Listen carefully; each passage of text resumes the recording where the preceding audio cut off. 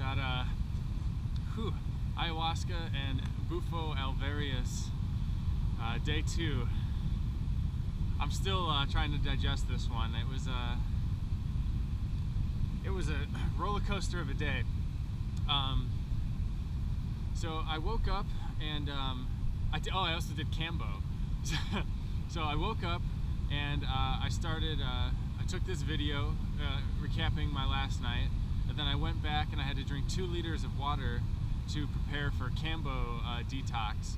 So I was there and they burned my arm in 4 spots, and then they rubbed this frog extract on me, and first she did 2, and filled the extract on 2 of them, and I felt I kind of felt good, actually. I kind of felt the people next to me, there was 2 girls next to me, they started vomiting immediately, and I was like, I felt centered and good, and like I was just focused on love, and it was good. And so then they did the 3rd one and the 4th one, and I started to feel like more lightheadedness turn into the extreme lightheadedness turned into like nausea, and that's where I was like, oh, that's why these people are throwing up, because it's so intense. And I was just holding it down, and I started to feel really weak, and my hands were turning colors like red and purple, and I noticed the girls who were throwing up had like crazy purples and stuff. It had a pretty wild effect on everybody, but I was still holding it down, just like the ayahuasca the night before. And I thought the point of it was to throw up and purge and detox, and it would pull all that bad stuff out of you. And I was not I didn't feel like I was going to throw up. I was holding it down and I felt centered. And so they burned me the 5th one. The people were throwing up after 2. They gave me a 5th one, and the second she put that frog stuff on there, I was like, oh, okay. And I just got so weak, and I threw up like maybe a liter of just like water, and it was after that I felt terrible. And then after I threw up the liter of water, then I got enough, and I was pretty weak, and I got enough strength to go to the bathroom, and then I shit out probably another liter of water, and that was it. That was Kambo. It was just like it started off and it felt pretty good, and but I guess that's not really the point of it. It is more of the detoxing, and I don't know. I guess it was supposed to also prepare you for ayahuasca, where it cleans you out, and you're supposed to have less purging for the ayahuasca. So I was into that, but man, it just made me feel like shit.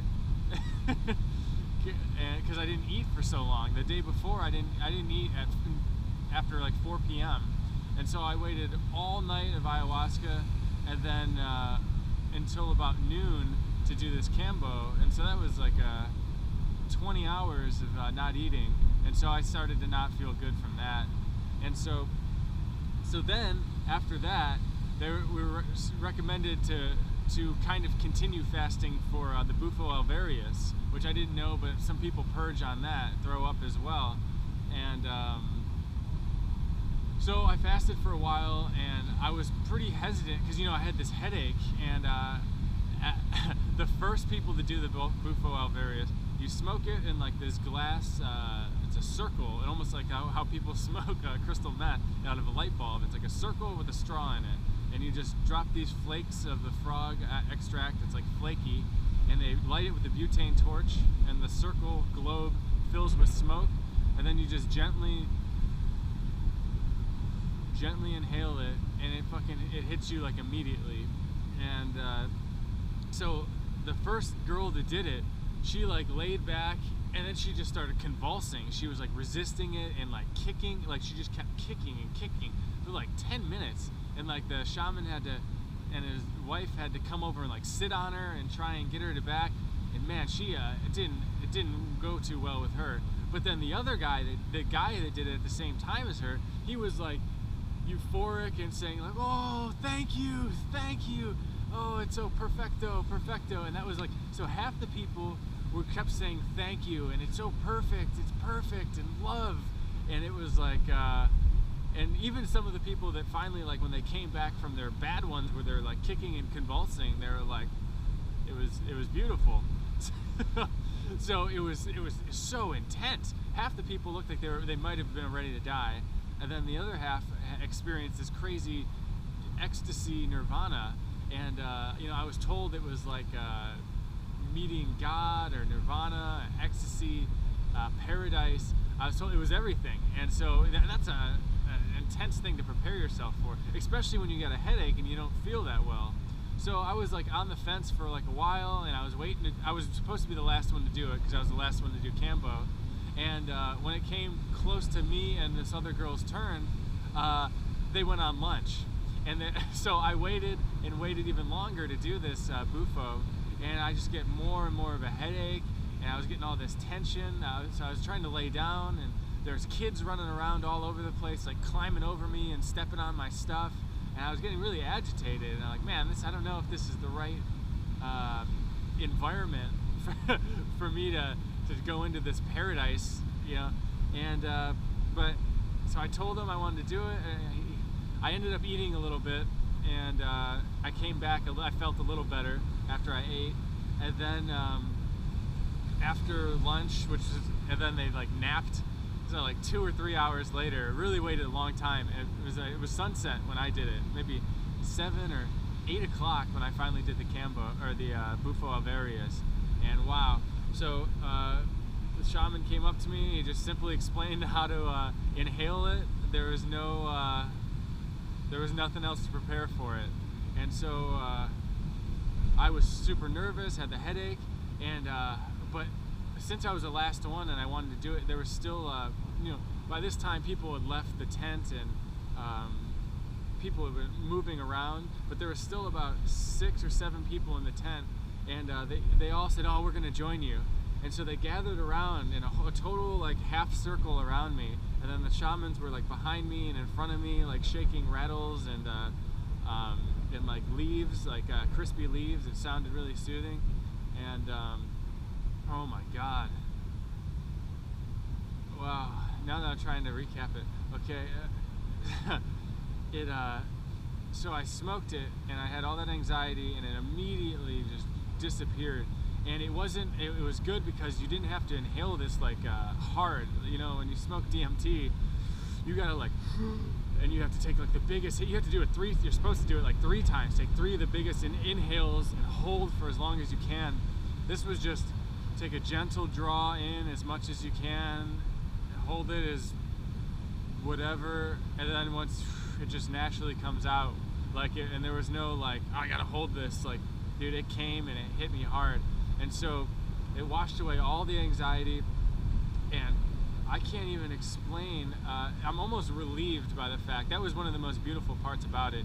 It was the experience was completely unexplainable. There's no way to put any words on it. It was like out of this entire realm of experience.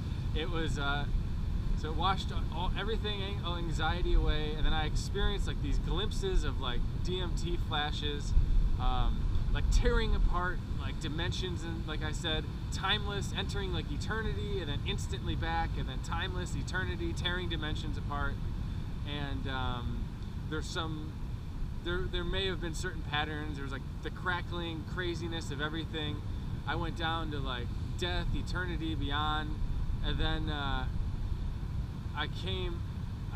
opened my eyes, and I saw everyone gathered around me, and they were like praying and like towards me, like this positive, loving intention, and I just felt like unbelievable love and perfection, and like so it felt like what happened, like because I almost blacked out. Like the amount of information that I received was so intense. There was so much. It was so dense, and then I guess it just like I went up. I hit the DMT world. I went beyond. I experienced just paradise and nirvana, and it like aligned me with it so much. And when I came back, it made me feel like I was aligned with perfection, and everything was perfect. From the people that like, there was some people that just came around that like just got to the retreat, and so I'd maybe just seen their face, and just like that 5-minute connection I had before, I was so grateful to have them be there and make it so perfect in their face and their intention and just the love of just complete like strangers, like almost like entity, like how people see entities on like DMT and stuff. It was like these entities were the real people in front of me, and they were just giving me love and just attention and awareness. Like just awareness alone gave me so much energy and a sense of love, and I just couldn't. I kept like wow, and I could feel the people getting closer, like they wanted to be closer to me in this experience, and they were like thanking me, and I would say thank you, and everyone would laugh, and they would, and then I went back into it for a little while, and that's when the shamans kind of like touched my head and just told me, like I came back to like, and they just said just enjoy this for a little while, and just give yourself this experience. And so I just like went back into it, and it just this sense of perfection and paradise, Nirvana is the best way to explain it. I entered this state of Nirvana, and then as like I think I like went, it felt like I almost went deep into like this dark place, and I felt like this, it was getting really intense. And when I finally was able to open my eyes, the second I opened my eyes, this music, this beautiful music, like it was like it triggered it, and they played it at the perfect time, and it was just like this beautiful awakening, and unbelievably compassionate, love-filled awakening. Just such perfect. It was so perfect. I don't know. There's no other way to explain it. It's just a total perfection. And the way everyone was gathered around, I kept saying thank you. Like that's what everyone kept saying thank you during their experience, and I didn't understand. And it was just like wow, that everyone made this experience for me, and this perfection. Like now I feel compelled to like give that back, to just give awareness to people and presence, and to know that that's love, and you know that's all people need to feel something. Oh wow, to have that gathering around me was it was unbelievably perfect. And then afterwards I came, like my whole body was so loose, and I was coming back into my body, and you know you just expand. It feels like you're expanding and loosening up, and you just do goofy ass shit and it just feels good, and you don't care, and it's like you're like liberated from all like sense of maybe judgment and everything, because you were just given paradise. And so you're just, everything you do is like a reflection of that, just like joy and loosening up and just aligning yourself with perfection and paradise. So it was a perfect like alignment and just gift of love. It was I've never felt directly touched by love as much as that experience. That was just because it was the perfect strangers. These strangers were so perfect and loving, and that's what made it even more beautiful, that these strangers could love me like that.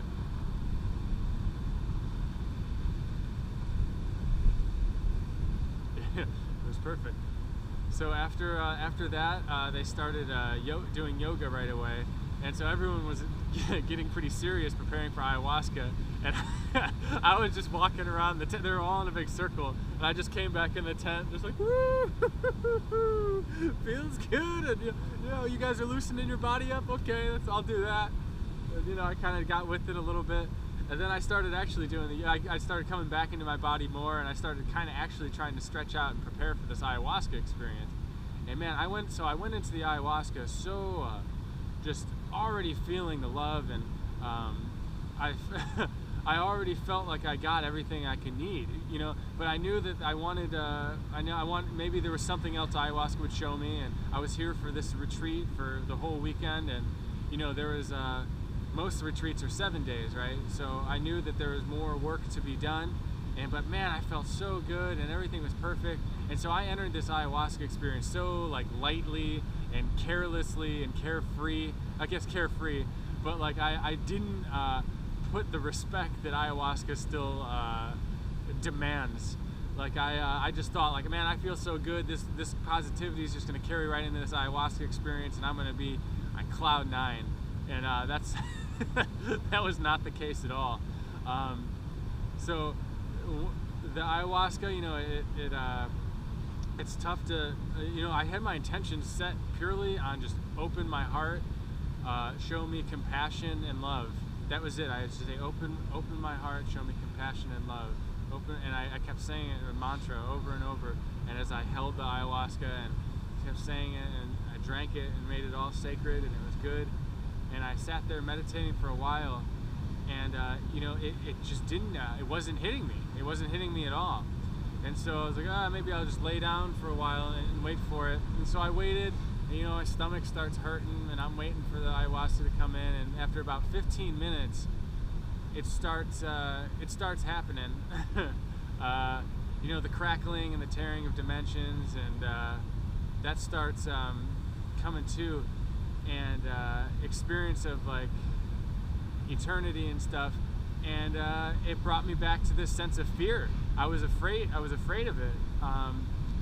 And so I laid there, and I knew, like the first time, I knew I should sit upright and respect this experience.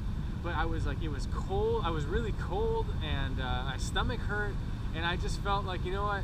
You know, you're supposed to just do whatever your body feels right. And for me right now, it feels like I need to just lay down on my side. And so I just laid on my side. I just laid there for a while, and as the ayahuasca was taking its effect, and you know, there was definitely like the greens and purples and snake skin like geometric patterns kind of coming through on the tent, and you know, all around. It was made because the tent is all white, and so on the walls of the tent were starting to be like a snake skin, purple, green, blue, pulsing. And then that would like wash over people's faces, and people's faces would change a lot.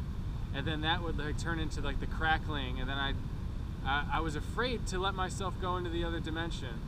I don't know why, and I got caught up on that barrier, and I wouldn't let myself through. I resisted the ayahuasca. Part of you can kind of resist the experience. My mind resisted it. I felt scared, and I didn't want to go there, and I don't know why. I didn't just say, this is what I'm learning, I need to sit upright, this is the experience that I need to be given to learn. And I was afraid of it. I just rolled on my side, and I kind of just rejected the experience. And then after like it was almost like after 30 minutes, it was like the ayahuasca knew that I wasn't ready, or I was afraid, and it just like it just let me go. And I just came back, and I was just normal, and normal with like a little lightheaded, buzzy, good feeling. I felt good, but there was no, I was totally here. There was no psychedelic anything. There was no visions. It was just, I was just back in normal. And so that's about when I noticed the shaman and his wife started packing up some changa, which is DMT. I did not know that. Apparently, I smoked DMT yesterday, or changa. He passed that around. And so I saw them start smoking it, and I don't know, maybe he saw me see them. And right before I did the ayahuasca, he told me how well I handled everything yesterday, and how he's like, you done some mushrooms? And I was like, yeah. He was like, acid and changa. He's like, yeah, so you handled the experience like a champion. And it was really good. It was good, and I felt like I'd done the work finally to prepare myself for that experience. And the next day, just by taking it so lightheartedly, I don't know if I prepared myself properly for it. So the ayahuasca wore off, and he came straight to me with the changa. And I normally get in the lotus position, and I make a big deal out of it, but he just came and sat right on my mat and just like pretty much put it right in my mouth, and I was kind of laid back on my elbows. And I hit it once, pretty good and gentle, pretty good.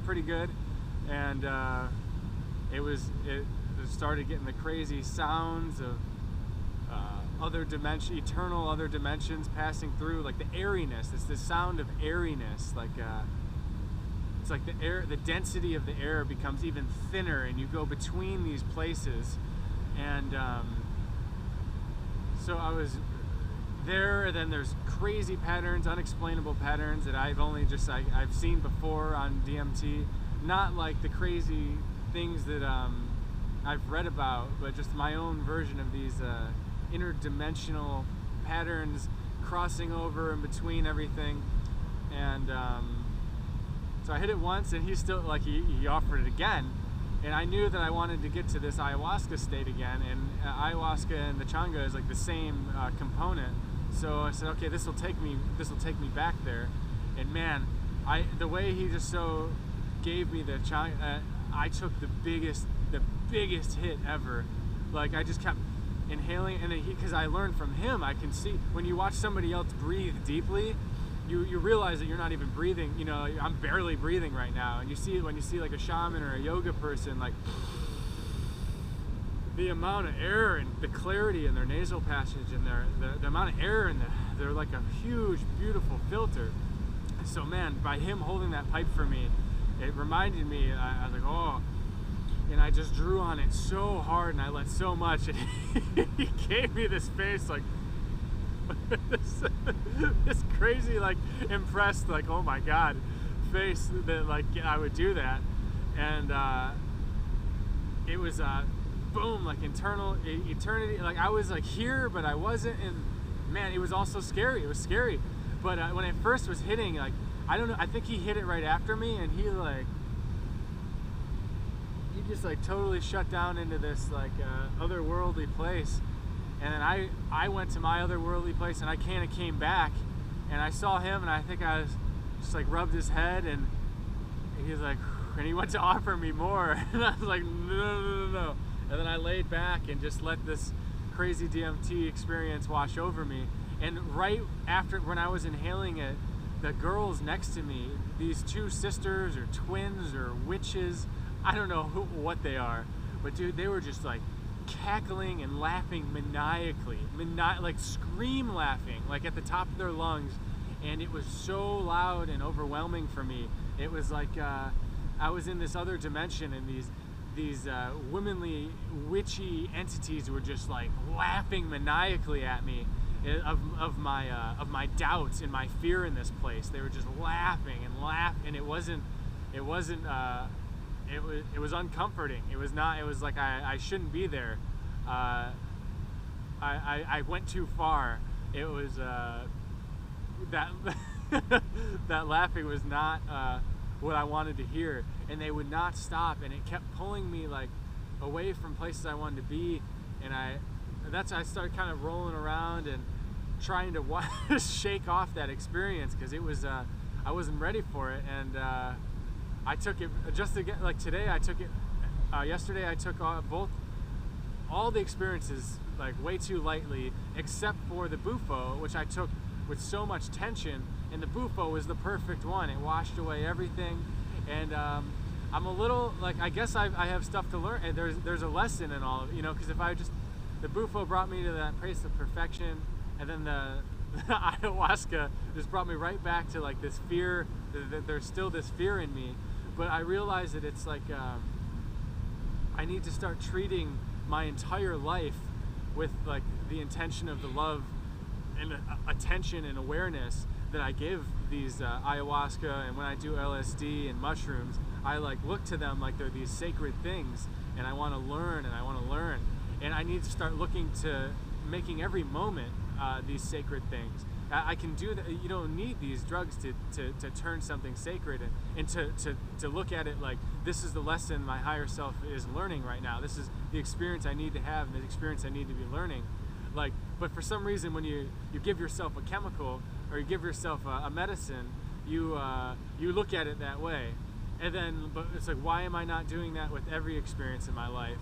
Why am I not turning everything into a learning experience, and just focusing on love and love and love? And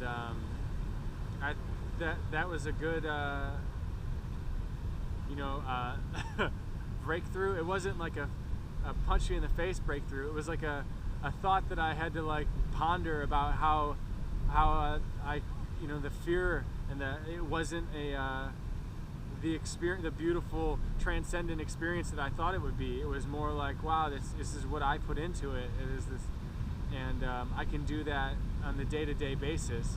And I think a lot of this, I'm really happy that I started my eating clean about 10 or now 12 or 13 days ago. You know, I just had a vegetarian diet and no oils and only water, no sugar, no caffeine, no alcohol, and I feel like that was creating I feel like I've been creating my body into more of a temple, and to allow these, I'm now allowing better, more beautiful experiences and accepting. I'm more prone to accepting and learning, and this is a lesson for my higher self now.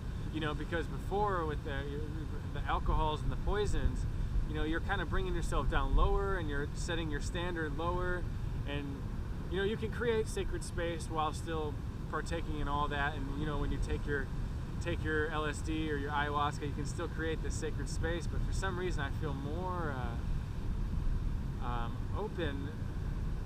open to receiving more beautiful things and creating this temple within myself, and then the inside will reflect the out.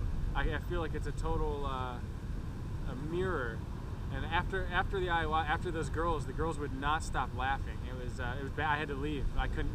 They were sitting. There was a guy next to me, and then the two girls in the corner of the tent just cackling. It was like, I couldn't believe it, and nobody seemed to say anything. But so I couldn't be around it. I left, and I laid down in another room for a little while, and I thought I was just gonna go to sleep, and I just could not. My mind was awake, and I couldn't stop like touching, like the feeling of everything. I wanted to feel. And I went outside and I saw there was a girl laying off in the corner, and she called me over and saw it was me, and she was really happy to see me. And she was one of the she was Moldova, and then so she has like roots in Romania. She speaks Romanian, Moldova, Russian, English, Spanish, and something else. But her and like Ukraine. And the Ukrainian girls, they said they saw me in their dream. She said she saw me in a dream the first night, because when I was preparing for the ayahuasca, I was cold and I wanted to put on a long sleeve shirt. And I took off my shirt, and a lot of people saw my tattoos and they thought they were beautiful, and it was really cool. And the girl had a dream about me, and she said, "Wow, I had a dream, and you're just this radiant, beautiful soul and being and of light." And it was awesome to hear. I kind of deflected. It's like, oh, okay, yeah, thank you. But it is really beautiful to hear that. And then she came up to me last night, and her friend, and they said she had a dream about me again with my tattoo and the flower of life, and she wants to make a painting and a mandala on her wall, and she's going to send me a picture of it. But so that girl, I laid with that girl, and we were just outside because we didn't want to be by the cackling, and it was cold, so we just laid together and just looking at the stars. And she said, "This is a mirror. All of this is a mirror of us." And it was a good. I never thought of it looking up at the universe as just a mirror, the inside and the out. It was a beautiful analogy, and yeah, she taught me a lot about. She knew a lot about stars and astrology and numerology, and I mean all that stuff. And so she's big on just talking about how Pisces are, and it was pretty good. But she said the secret, right? I was talking about work. She said she's been working like selling dreams to people, right? She sells like timeshares, and she just makes money and she travels somehow. It's like this crazy gypsy Romanian Moldovan girl, and she's selling dreams. And she said the secret is you don't work, you play, you invest in your own energy. You invest in your own energy, and once the money comes to the energy, right? You grow and grow your energy, and the money is just a physical form that reflects that energy. And I get it. You just live and manifest more and more in joy, and people want to be around you and learn from you, and you just keep living your love, and it all just will come together. So play, don't work. I like that. I'm gonna try and stick with that playing. yeah, wow. I don't know if I mentioned yesterday, there was a couple experiences about the ayahuasca.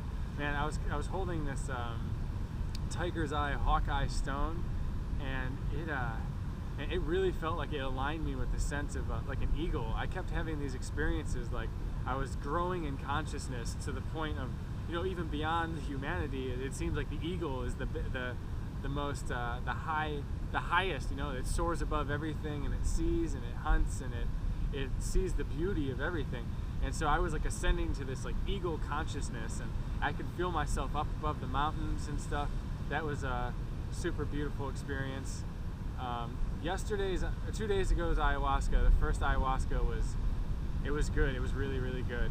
And this second one, I was afraid of it, and it didn't totally, you know, I resisted it, and I only had about 30 minutes of it. And then then the Changa experience was startling. I should have made more out of it and tried to. I got to keep in mind that mind state. This is what my higher self wants to learn, and maybe it was just too much back to back. Like I felt like I had already got what my higher self wanted to learn, and so now I was like in a state of like going too far, or maybe abuse, and the lesson was muddied up, and I knew that. I don't know. I didn't trust myself that this is what I was supposed to be learning. I trusted the shaman, and I trusted, but I felt like I went a little too hard and fast with not enough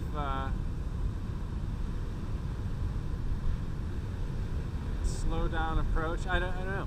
It was interesting. I have a lot to digest, and making this video helped me get a lot of it out, because yeah, you know, I was hoping to have this super profound. I wanted to speak to the mother ayahuasca or some sort of entities, and just be shown and touched with this sense of compassion and love, and to be able to radiate that.